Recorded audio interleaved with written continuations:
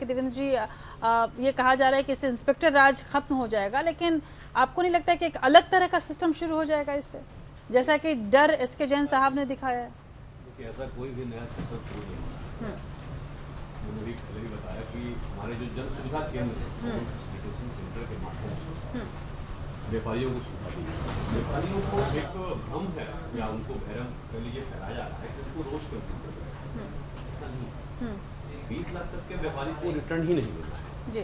और 20 से 75 लाख के स्लैब के लिए कंपोजिशन स्कीम उपलब्ध है और कंपोजिशन स्कीम के डीलर को हर 3 माह पे एक बार रिटर्न देना है। तो मतलब 3 महीने के बाद उनको एक दिन एक जाके रिटर्न भरना है। उसमें भी अगर वो रिटेलर है तो उनको बिलवाइज डिटेल नहीं भरनी है। तो अगर रिटेलर को बिलवाइज डिटेल नहीं भरनी है तो कंप्लायंस का कोई इतना इशू नहीं है, ठीक है। और जो 75 लाख से ऊपर डीलर है जिन्हें मंथली रिटर्न भी भरना है उनको भी केवल जीएसटीआर 1 आउटवार्ड रिटर्न भरना है। उसमें भी B2C जो बिजनेस टू कंज्यूमर है उसकी इनवाइस वाइज डिटेल नहीं भरनी। इनवाइस वाइज डिटेल तभी भरनी है जब वो 2.5 लाख से ऊपर हो।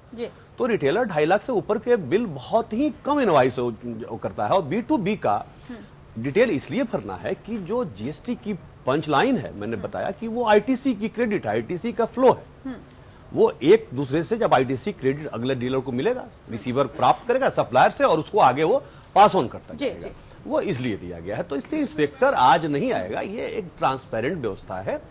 और चूंकि टेक्नो ड्राइव इसलिए इसमें कहीं लेकिन यही तो सवाल है देवेंद्र जी कि टेक्नो ड्राइव तो है पर कितने टेक्निकली हम इक्विप्ड हैं।